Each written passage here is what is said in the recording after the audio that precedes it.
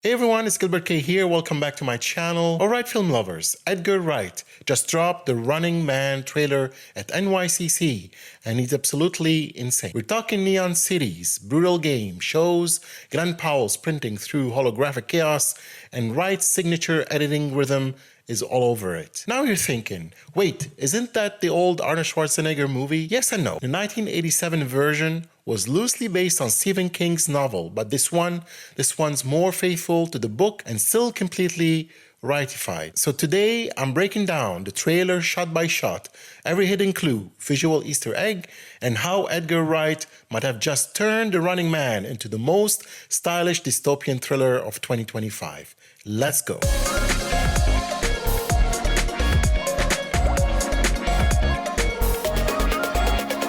First thing first, if you're new to my channel, don't forget to like, subscribe, and share. Also, check other episodes. You can listen to this episode and others on any podcast platform. Before we jump into the neon madness, a little history. The Running Man started in 1982, a Stephen King novel written under this alter ego, Richard Bachman. It wasn't your typical horror, more of a social sci-fi about a world where people literally die for entertainment on live TV. Think The Hunger Games meets Network. Then came 1987, the Arnold Schwarzenegger version, which went full 80s chaos. Explosions, one-liners, lycra jumpsuits, and zero subtlety. Still fun, still iconic, but basically threw away the book's tone and message. Now fast forward almost 40 years, Edgar Wright, the man behind Baby Driver, Scott Pilgrim vs. the World, and Last Night in Soho steps in to reinvent it.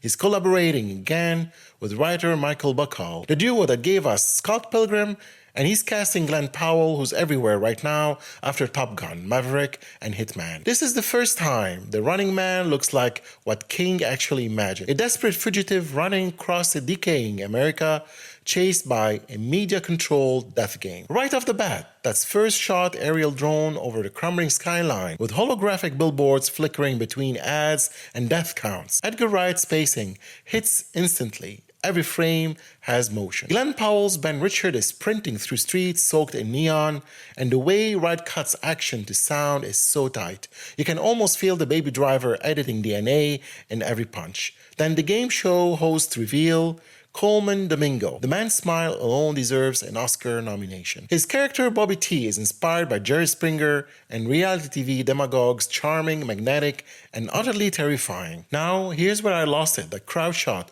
where thousands of spectators are wearing augmented reality visors, literally watching Ben die in real time. That's social commentary, folks. Wright isn't just remaking a cult classic, he's updating it for the influencer age. 10 blink and miss details, neon dystopia aesthetics, every color is deliberate. The magentas and blues clash represent corporate control versus rebellion. It's like Blade Runner meets Drive, but hyper-edited in Wright style. Glen Powell's towel stunt, yes, that rooftop shot where he jumps in nearly naked across the buildings, real stunt he filmed in, freezing temperature, pure commitment. Stephen King's blessing. Wright confirmed to Games Radar that he changed the book's famously tragic ending, and King himself said, "I think he did a great job." That's massive. The Arnold cameo tease. Pause at 57 seconds. Look behind Powell. There's a holographic ad for Dynasty Energy Drink with a young Schwarzenegger face logo. Not confirmed, but definitely an Easter egg. Road movie, not arena. Wright returns to the book's format. America as the arena. Each city becomes a new level of danger. It's more Mad Max Fury Road than Squid Game. The satire upgrade. 1987's film Mock TV. 2025 mocks our phones. Viewers are literally live streaming death for likes. That's modern horror. Coleman Domingo as Bobby T. His flamboyant red suit, custom by Wright's longtime costume designer, Audley Dix Miro, the same mind behind Last Night in Soho. That red color symbolizes both fame and blood. The retro HUDs, ever the graphic use, control scanline, nostalgic but unsettling. Wright is reminding us how dated spectacles can feel when recycled. The trailer uses a mixed version of Underdog, perfect Wright humor. It's playful but darkly iconic, fitting the rebellion theme. The glitched crowd freeze frame around 1:42. The crowd's image flickers, multiple audience loops, theory there are simulated crowds to hide that the public doesn't even exist anymore. That's pure Wright level meta. Thematic breakdown. King versus Wright versus 87. The core message of The Running Man has always been about exploitation. turning suffering into entertainment. King's novel was tragedy, man versus system, doomed from page one. The 1987 movie